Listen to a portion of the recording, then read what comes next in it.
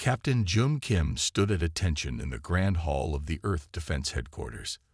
The bright lights made his freshly polished metals shine. After 5 long years fighting the Vespian Empire in deep space, he was finally home. Captain Kim, Admiral Kang's voice boomed across the room. Step forward.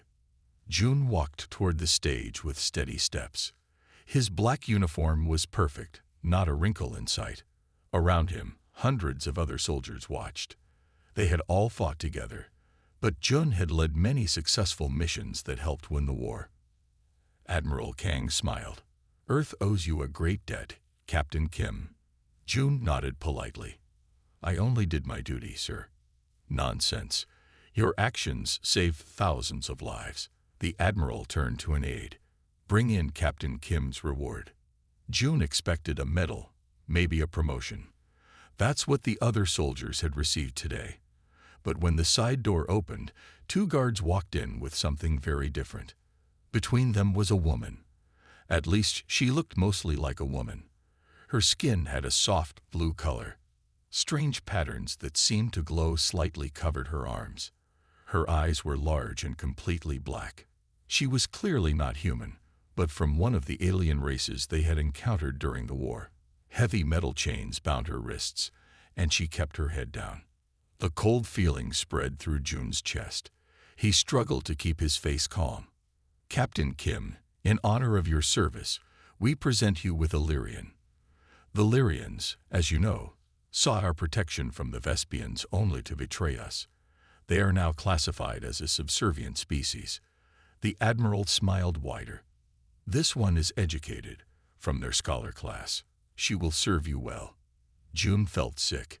When had Earth started giving people as rewards?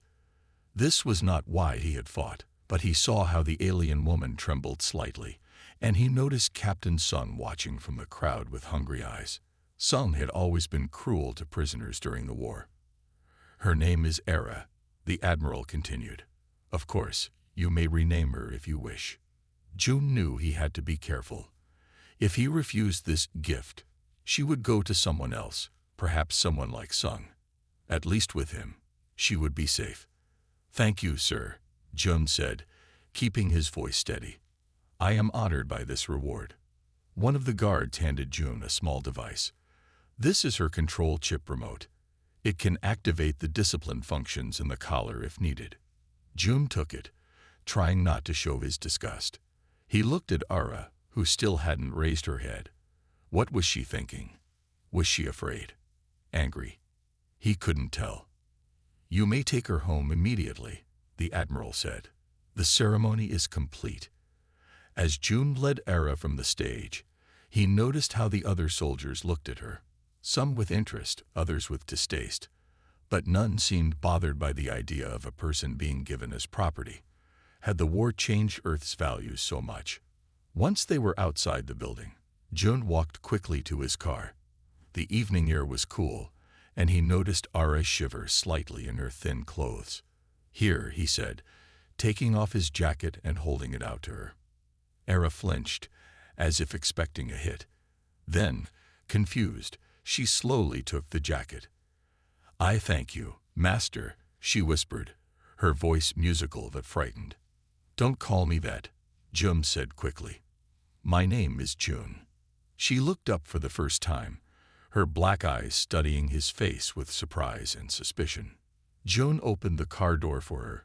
Let's go home. And the first thing we'll do is remove those chains. Era's expression showed she didn't believe him. As they drove through the bright lights of New Seoul, Jun wondered what he had gotten himself into, and how he could possibly make this right. Jun's apartment door slid open with a soft hiss. He stepped aside, letting Era enter first. The lights came on automatically, showing a simple but clean living space. This is where I live, Jun said. It's not big, but there's room for both of us. Era stood just inside the door, her eyes moving quickly around the room. She seemed ready to run at any moment. Jun placed his bag down and reached into his pocket. He pulled out a small tool and approached Ara. I'm going to remove those chains now, he said gently. Era's eyes widened. She took a step back. Is this a test? She asked, her voice barely a whisper. No test, Jun said. I don't believe in keeping anyone in chains. Hold still, please. With careful movements, he unlocked the metal bands around her wrists. They fell to the floor with a heavy clank. Next, he examined the collar around her neck, finding the lock mechanism. This might feel strange, he warned before deactivating it. The collar beeped once and opened. Jun removed it and set it on the table. I can't remove the control chip under your skin yet, he explained. That would set off alarms, but without the collar, it can't hurt you. Era rubbed her wrists, looking confused. Why are you doing this? She asked. Jun sighed. Because it's wrong. This whole system is wrong. He walked to the kitchen area. Are you hungry? Era nodded slowly. While Jun prepared a simple meal, Era stood in the same spot, as if afraid to move. You can sit down, Jun said, pointing to the couch. This is your home now too. Where will I sleep? Era asked. Her voice was stronger now, but still careful. You can have the bedroom, Jun replied. I'll sleep on the couch. But that is your room. And now it's yours. Jun brought 2 bowls of rice and vegetables to the small table. They ate in awkward silence for a while. Were you really a scholar? Jun finally asked. Era looked up from her food. Yes, I studied the stars. I was an astronomer at our largest university. How did you end up here? Era's glow patterns dimmed slightly. The Vespians attacked our home system. We asked Earth for help. Your leaders agreed, but with conditions. She put down her spoon. Soon, many of my people were working for Earth forces. When the Vespians used our star maps against Earth ships, your government blamed all Lyrians. They changed our status to property. Jun felt shame rise in his chest. I didn't know. We were told Lyrians had helped the enemy. Some did under torture, Era said. Most of us just wanted peace. A chime sounded at the door. Jun stood up. That's probably my sister, Mina. She visits every week. The door opened to reveal a young woman with short black hair. Her smile disappeared when she saw Era. Jun, she hissed. What is this? The rumors are true. Mina, please come in, Jun said quietly. I can explain. Mina entered, staring at Era with wide eyes. You actually accepted a living being as a reward. Have you lost your mind? If I hadn't, someone else would have, Jun explained. Someone who wouldn't have removed her chains. Mina looked at the collar and chains on the table, then at Era's free wrists. Her anger softened a little. I'm Mina, she said to Era. I am Era, the Lyrian replied with a small bow of her head. Mina turned back to her brother. What's your plan? You can't keep her. I know that, Jun said, but I can't free her either. Not officially. The law doesn't allow it. So what will you do? Jun looked at Era, who was watching them both carefully. I don't know yet, he admitted, but I need your help to figure it out. Mina sighed deeply. This is going to be trouble. She sat down at the table. But I'll help. Someone has to make sure you don't mess this up. For the first time since arriving, Era's lips formed a tiny smile. 2 weeks passed. Jun and Era fell into a careful routine in the apartment. Each morning, Jun would wake up with a sore back from sleeping on the couch. He never complained. Era tried once to give him back his bedroom, but Jun refused. You need your privacy, he had said simply. Today, Jun entered the kitchen to find Era already there. She stood by the window, watching the city lights of New Seoul. The morning sun made her blue skin glow softly. Good morning, Jun said. Era turned, no longer startled by his voice. Good morning, Jun. It had taken days to get her to stop calling him master or sir. Progress was slow but real. I thought I would cook today, Era said. If that's allowed. Of course it's allowed, but you don't have to. I want to, Era said. On Lyria, sharing food is important. It builds trust. Jun smiled. We have that in common, then. For Koreans, food is also how we show care. He watched as Era carefully examined the ingredients in his kitchen. "What are these red things?" she asked, pointing to a jar. "Chili peppers. They're spicy. Be careful with them." Era took one small pepper and sniffed it. Then, to Jun's surprise, she took a tiny bite. Her eyes widened. "Hot," she gasped. But then something amazing happened. The patterns on Era's skin began to glow brighter, pulsing with light. "Your markings," Jun said, pointing. Era looked down at her arms in surprise. "This is strange. On my world, only certain plants cause this reaction." She smiled, a real smile that reached her eyes. "It's actually pleasant. You like spicy food, then?" "I think I do." That morning, they made a meal together. Jun taught Era how to cook rice and prepare simple Korean dishes. She asked many questions, clearly happy to learn. As they ate, Jun asked, "What was your work like before the war?" Era's eyes lit up. "I studied distant stars and their planets. My team was mapping systems far beyond what humans had discovered." Her voice grew sad. "That knowledge was what the Vespians wanted. Star maps for their invasion fleets. Is that why you were chosen as reward?" Jun had trouble saying the word. Era nodded. High-ranking officers were given Lyrians with valuable skills. "Will you tell me about your world?" Jun asked.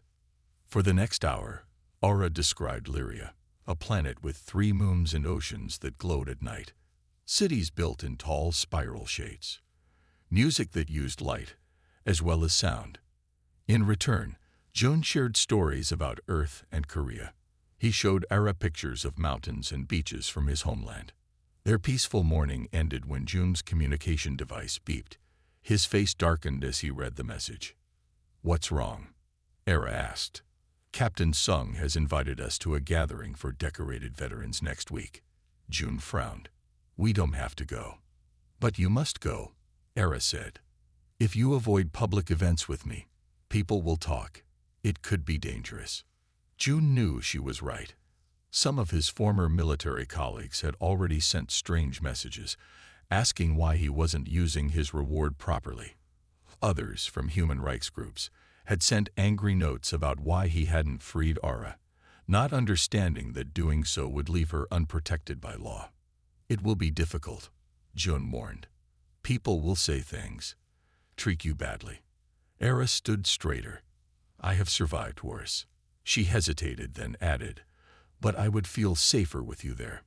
Something warm spread through Jun's chest at her words. "Then we'll go together, and I won't leave your side." For the first time since meeting, they shared a look of complete understanding.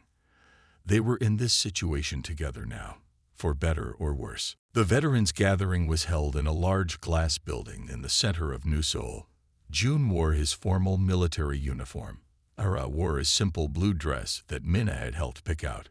"Remember," Jun said quietly as they approached the entrance, "stay close to me." Era nodded. "I understand." Inside, the room was filled with officers and their partners. Conversation stopped when Jun and Era entered.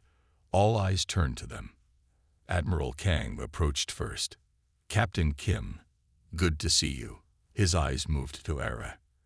"And your Lyrian looks well. No chains today." "Her name is Era," Jun said firmly. "And no, she doesn't need chains." The Admiral raised his eyebrows but said nothing more. As they moved through the room, Jun introduced Era to people who seemed friendly. Some were curious, asking Era questions about herself.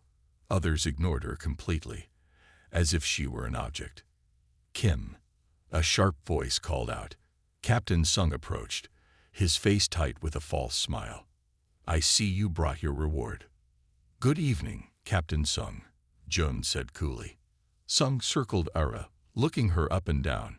"She seems well-behaved, but aren't you worried about letting her walk around freely? These Lyrians can be tricky."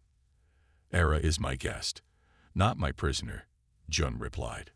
Sung laughed. "Guest? That's an interesting way to treat government property. He leaned closer to June. Be careful, Kim. People are talking. Some wonder if you're properly appreciating the reward you've been given. June felt his anger rise. What I do with my reward is my business. Is it? Sung smiled coldly. The military has regulations about the proper treatment of alien assets. As head of the Alien Management Committee, it's my job to ensure those regulations are followed. Era stood very still, her eyes down, but June could see the patterns on her skin dimming with fear. Are you threatening me, Sung? June asked quietly. Not at all. Just a friendly reminder. Sung reached out to touch Era's arm. She's quite beautiful for Illyrian. Their skin feels so unusual, doesn't it? Before he could touch her, June stepped between them. Excuse us, Captain. We need to speak with Admiral Kang. As they walked away, June could feel Sung's eyes on their backs. He wants me, Era whispered. I've seen that look before. He won't get you, June promised. I won't let that happen. Near the food table, they met a young lieutenant named Juan who actually smiled at Era. I worked with Lyrian scientists during the war, Juan explained. Brilliant people. This whole subservient species classification is political nonsense. As they talked, Era gradually relaxed. Then a loud noise from outside caught everyone's attention. Through the glass walls, they could see a group of protesters gathering. Free VALYRIANs. Their signs read, Humans are saviors. Security officers moved to block the entrances. Inside, many of the military personnel looked angry. Ungrateful civilians, one officer muttered.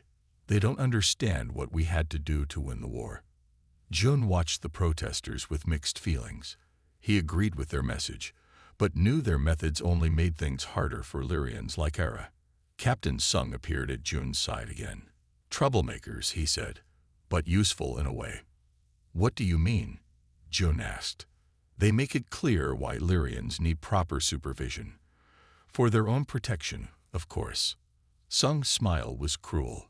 I'll be visiting your apartment next week, Kim. Official inspection. I need to ensure your Lyrian is being properly managed according to regulations. After Sung walked away, Era's hand found Jun's. It was the first time she had touched him voluntarily. We have a problem, she said softly. Jun squeezed her hand gently. We'll figure it out. I promise. Outside, the protesters' chants grew louder. Inside, more and more people stared at Jun and Era. They were caught in the middle, belonging to neither side. The week after the veterans' gathering passed quickly. Jun spent every free moment preparing for Sung's inspection. He read all the regulations about alien assets and was disgusted by what he found. These rules are terrible, Jun told Era one evening. They say you must wear your collar during any official visit. Era nodded, her face calm but her eyes sad. I expected this. I won't make you wear it, Jun said firmly. You must, Era replied. If we break the rules, Sung will have reason to take me away. Jun knew she was right, but it still felt wrong. The next day, Jun began teaching Era self-defense. They pushed the furniture against the walls to make space in the living room. Stand like this, Jun showed her. If someone grabs you, move your body this way. Era was a quick learner. Her Lyrian body was more flexible than a human's, which gave her advantages. Why are you teaching me this? She asked during a break. Because I might not always be there to protect you, Jun admitted, and I want you to be safe. Something changed in Era's eyes. No one has cared about my safety before. Not since I left home. Later that night, they sat on the balcony looking at the stars. Era pointed to a faint blue dot in the sky. My home system, she said. So far away now. Do you miss it? Jun asked. Every day. Era's markings dimmed. But there is nothing left for me there. The Vespians destroyed our main cities. Jun hesitated, then asked the question that had been on his mind. If you could go back, would you? Era looked at him for a long moment. A month ago, I would have said yes without thinking. Now, her voice trailed off. I'm not sure. The next morning, June woke up feeling strange. His head pounded and his skin burned with fever. June. Era's worried face appeared above him. You're sick.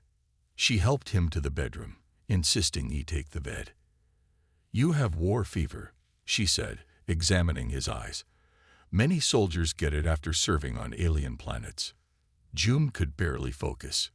The inspection, he mumbled. Sun comes tomorrow. Don't worry about that now. Era placed a cool cloth on his forehead. Throughout the day, Era cared for him. She mixed strange-smelling herbs from her few personal belongings with water and helped him drink it. Lyrian medicine, she explained. It will help fight the fever. That night, as June drifted in and out of sleep, he began to talk about the war. Things he had never told anyone. We were ordered to fire on a Vespian ship, he said, his voice weak. But there were Lyrian prisoners on board. I knew it, but I followed orders anyway. Tears ran down his face. I'm sorry, Era. So many of your people died because of me. Era took his hand. You were a soldier following orders in war. We all did things we regret. I don't deserve your kindness, June whispered. Yes, you do. Era's voice was gentle but firm. You are a good man, June Kim. Better than you know. She stayed by his side all night. By morning, his fever had broken. When June woke, he found Era sleeping in the chair beside the bed, still holding his hand. Something had changed between them. The barriers that had kept them apart, human and alien, master and slave, seemed smaller now. In taking care of each other, they had found something neither expected: trust. But as June watched Era sleep, a heavy feeling settled in his chest. Captain Sung would arrive in just a few hours. And despite all their preparation, June feared that everything they had built together was in danger. Captain Sung's inspection was even worse than June had feared. Sung checked every room in the apartment, making notes on his tablet. He asked Era humiliating questions and made her demonstrate proper subservient behavior. June had to force himself to stay calm. If he showed anger, it would only make things worse. Your Lyrian seems well-fed, Sung said, looking Era up and down. But I'm concerned about her lack of proper restraints. The regulations only require restraints in public, June replied. Sung smiled coldly. The regulations are changing, Captain Kim. The committee will vote next month on new rules. All Lyrians may soon require full-time restraints. After Sung finally left, June threw the collar across the room. This has to stop. The next day, Min arrived at their apartment with a nervous expression. Is it safe to talk here? She whispered. June nodded. I checked for listening devices after Sung left. Mina took a deep breath. I've made contact with some people you need to meet. That evening, Mina led June and Era to a small restaurant in an old part of the city. They went down a back stairway into a basement room. Inside, about 20 people sat around tables. Some were human, others were clearly Lyrian. A tall human woman approached them. I'm Dr. Park. Mina says we can trust you. June recognized her. You worked at Defense Headquarters during the war. Dr. Park nodded. I saw how the classification laws were created. They were never about security. They were about control. She introduced them to the others. Most of the humans were doctors, lawyers, or former military who disagreed with the treatment of Lyrians. The Lyrians themselves had different stories. Some had been rewards like Era, but had escaped. Others had found human allies who protected them. Suddenly, Era gasped. A male Lyrian had entered from a side door. Ta, she whispered. The Lyrian looked up, his black eyes widening. Era, is it really you? They embraced. Era's markings glowed brighter than June had ever seen. We worked together at the university, Era explained to June. I thought he was dead. Ta looked at June with suspicion. Why have you brought your master here? June is not my master, Era said firmly. He is my friend. Dr. Park explained that their group was working to change the classification laws. But we also help Lyrians escape when necessary. Escape to where? June asked. Tai answered. There is a settlement in the northern mountains, a place where Lyrians and sympathetic humans live together. It's outside government control. Era looked at Ta with hope. You've been there.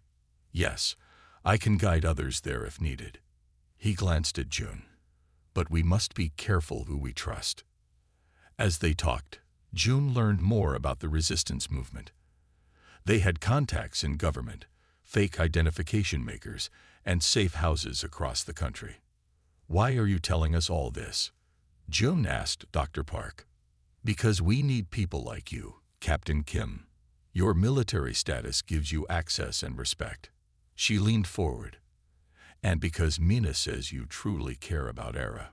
On their way home, they took a long route to avoid being followed. Era was quiet, lost in thought. Are you thinking about the settlement? June finally asked. Yes, Era admitted. It sounds like freedom. June felt a strange pain in his chest. If you want to go, I'll help you. Era stopped walking and turned to him. Would you come with me? The question hung in the air between them. Before June could answer, his communication device beeped. The message made his blood run cold. It's from Sung, he said. He's filing a report claiming I'm misusing government property. He's requesting that your ownership be transferred to him. Era's markings dimmed with fear. How soon? 3 days. June took her hand.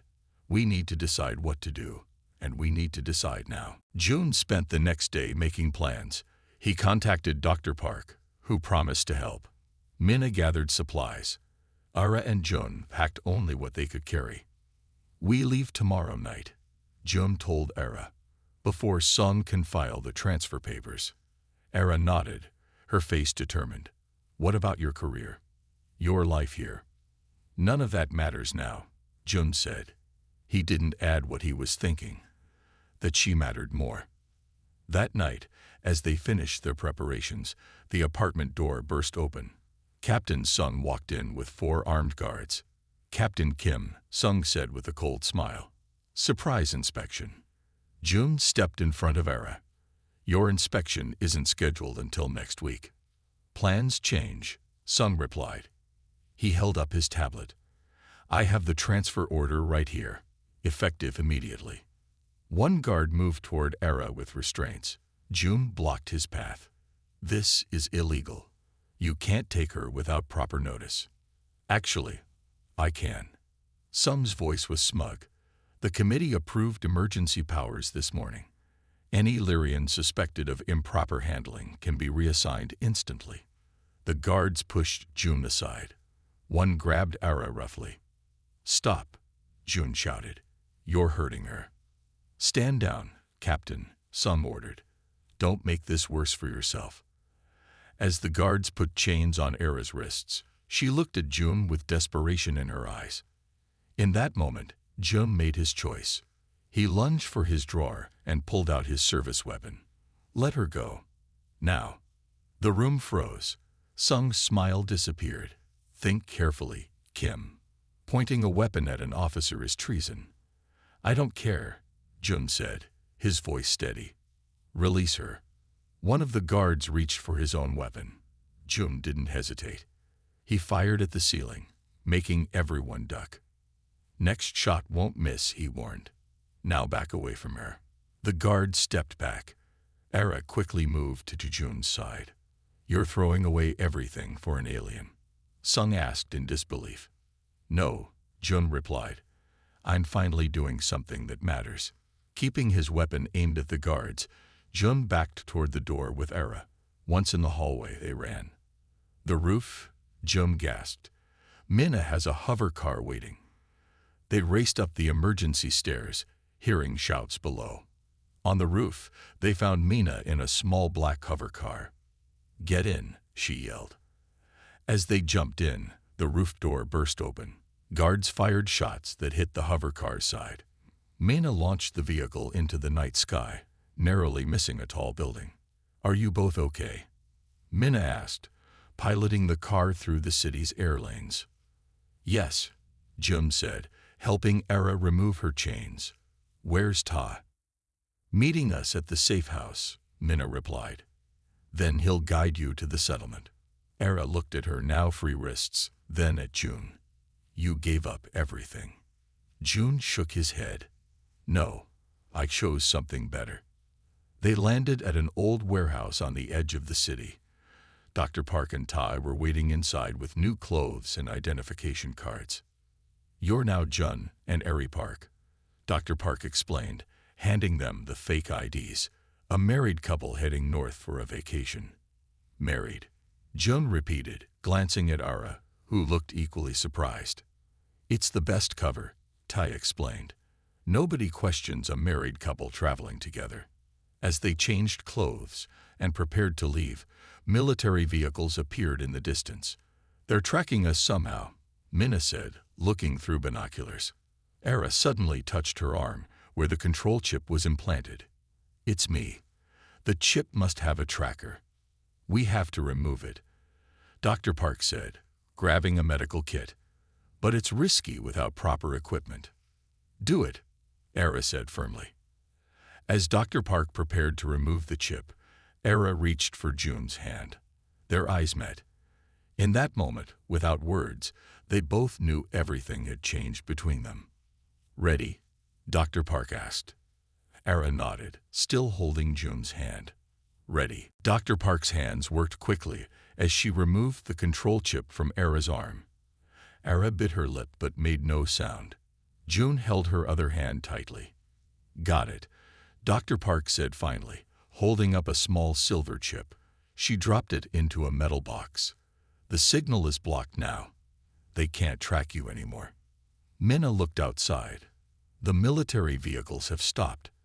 They're searching buildings 2 blocks away. We need to move now, Ta said. The mountain path is dangerous at night, but we have no choice.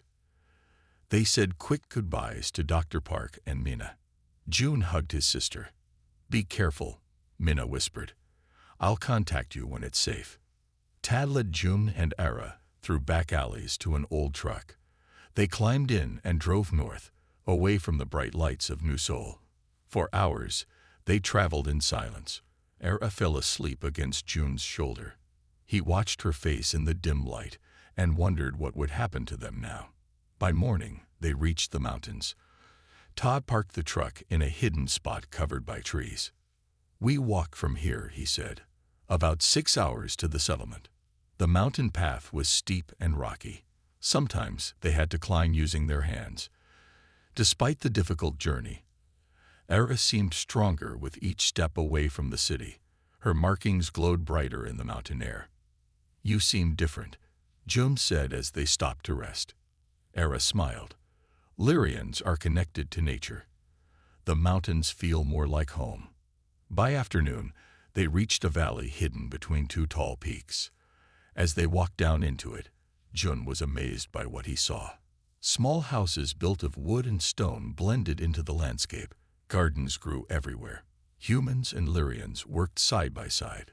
Welcome to Free Haven, Ta said proudly. An older Lyrian woman approached them. Her blue skin was wrinkled, and her markings glowed softly. Ta, you've returned with friends, she said in a musical voice. Elder Bo, this is Era, my colleague from the university. And this is Jun, a human who helped her escape. Elder Bo looked at Jun with wise eyes. A human who risks everything for a Lyrian is welcome here. They were given a small house near the edge of the settlement. It had just one room with simple furniture, but large windows showed the beautiful valley. It's perfect, Era said, looking around. That evening, they joined the community for a meal. Jun was surprised to see several human Lyrian couples sitting together. Some even had children, blue-skinned with human features. Families, Jun asked Ta in surprise. Yes, Ta replied. Some humans and Lyrians have formed lasting bonds, even marriages. But how is that legal? Jun asked. There's an interesting fact about Earth law, a human woman sitting nearby said. She introduced herself as Lynn, a former lawyer. While Lyrians can't be freed from ownership under current laws, marriage creates a different legal status. June looked confused. What do you mean? Marriage law predates alien classification laws, Lynn explained. When a human marries, their spouse becomes family, not property. Some judges have recognized this applies to human Lyrian marriages too. After dinner, June and Ara walked back to their house under the stars. Both were quiet, thinking about what they had learned. At the door, June finally spoke. Ara, I need to ask you something. She turned to him, her black eyes reflecting the starlight.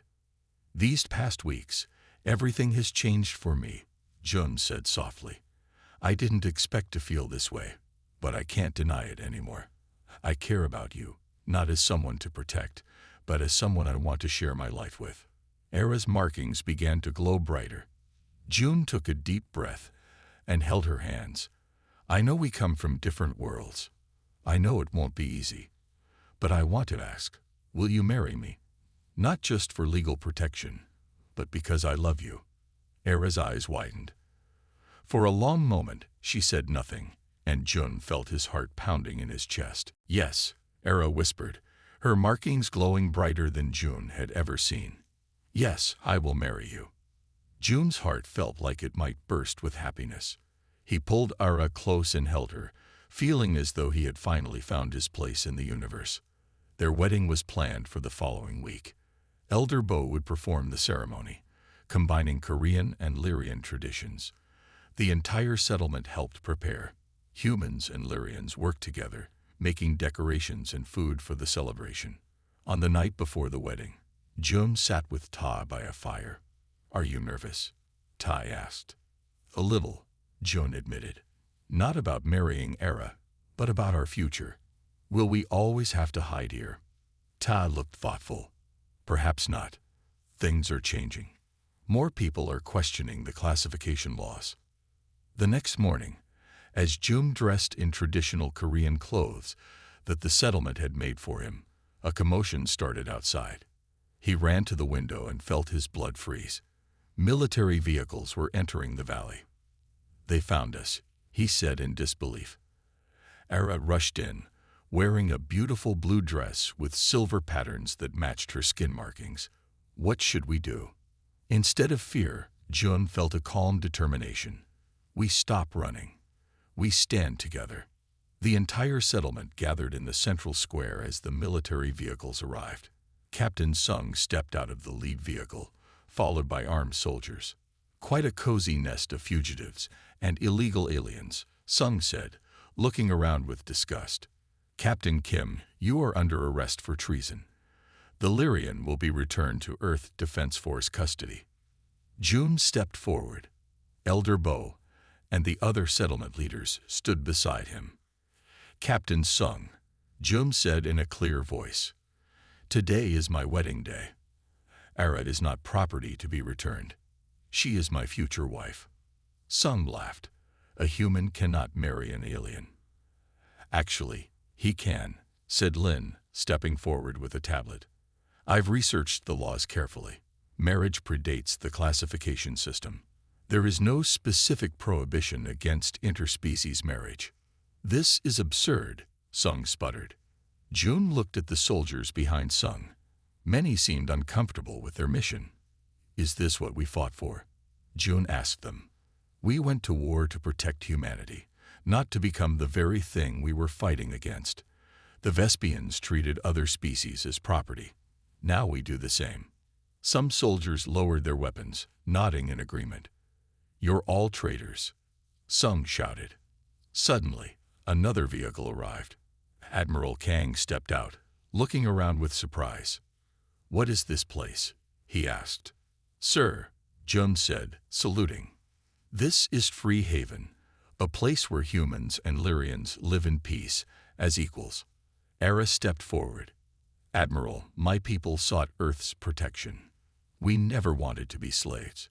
We wanted to be allies. To everyone's surprise, a young Lyrian human child ran to the front of the crowd. Her skin was light blue, her eyes a mix of human and Lyrian. She looked up at Admiral Kang without fear. "This is our home," she said simply. The Admiral stared at the child, then looked around at the settlement. Something changed in his face. "Captain Sung, stand down," he ordered. "But, sir—" "I said stand down." The Admiral's voice was firm. "I've seen enough. This is wrong." He turned to June and Ara. "Captain Kim, I came to arrest you. Instead, I will witness your wedding. And when I return to Earth, I will recommend a full review of the classification laws." The crowd cheered. Captain Sung was ordered to leave, his face dark with anger. That afternoon, June and Ara were married under the open sky. They exchanged vows in both Korean and Lyrian. As Elder Bo bound their hands together with a cloth that changed colors like Lyrian skin, she spoke words that moved everyone. "Today, we witness not just the union of two people, but the beginning of understanding between two worlds." 3 months later, the first changes to the classification laws were passed. Ara and June returned to New Seoul as ambassadors for the new Human-Lyrian Alliance. Their marriage had become a symbol of hope, proof that humanity could learn from its mistakes and grow. As they stood on their apartment balcony looking at the stars, Ara placed June's hand on her stomach. "Our child will be born free," she whispered. June smiled. Their love had changed not just their lives, but perhaps the future of two species.